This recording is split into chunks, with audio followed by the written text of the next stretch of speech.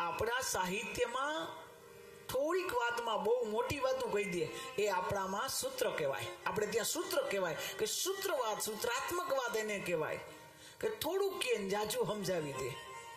તુંગભદ્રા એક નગર છે, એનું નામ છે તુંગભદ્રા. સંસ્કૃતમાં તુંગ અને ભદ્ર શ્રેષ્ઠ કલ્યાણ. તુંગભદ્રાનો અર્થ થાય શ્રેષ્ઠ કલ્યાણ. તુંગભદ્રા કેને કહેવાય? જ્યાં શ્રેષ્ઠ કલ્યાણ થાય એવું નગર. એવું કયું નગર કે જ્યાં શ્રેષ્ઠ કલ્યાણ છે? એવું કયું ગામ? એવું કયું નગર? તો કે તુંગભદ્રા. આ તુંગભદ્રા એટલે કોઈ નગર નહીં. તુંગભદ્રા એટલે આપણું શરીર. આપણું શરીર તુંગભદ્રા છે. તુંગભદ્રા. અને એની અંદર આત્મદેવ નામનો બ્રાહ્મણ રહેતો હતો. આત્મદેવ એટલે આપણો આત્મા. આ શરીરની અંદર આત્મા રહે એ આત્મદેવ નામનો બ્રાહ્મણ. અને એની એક પત્ની છે અને પત્નીનું નામ છે ધુંધુલી. એ ધુંધુલી કોણ? આ આત્માની પત્ની. બુદ્ધિ. બુદ્ધિ અપ્રષ્ટ બુદ્ધિ એટલે કે બુદ્ધિની શુદ્ધિ નથી એવી બુદ્ધિ એ ધુંધુલી છે. અને આને ત્યાં સંતાન નહીં. કયું સંતાન? સંતોષ નામનો પુત્ર અથવા પુત્રી નથી.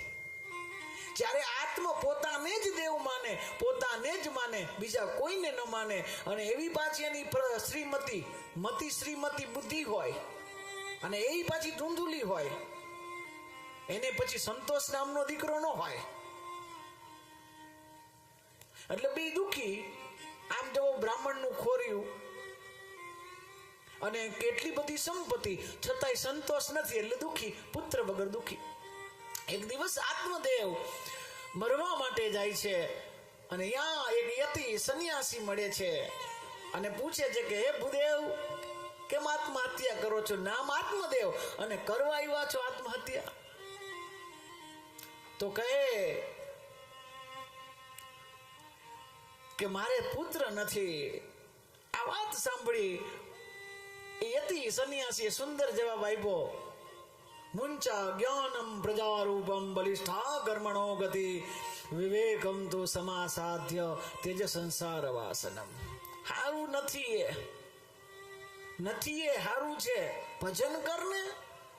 રોષ ને આત્મહત્યા કરવા નીકળો છો, નથી એ હારું છે. એના કરતા ભજન કર. સમય છે, નામ લે ભગવાનનું.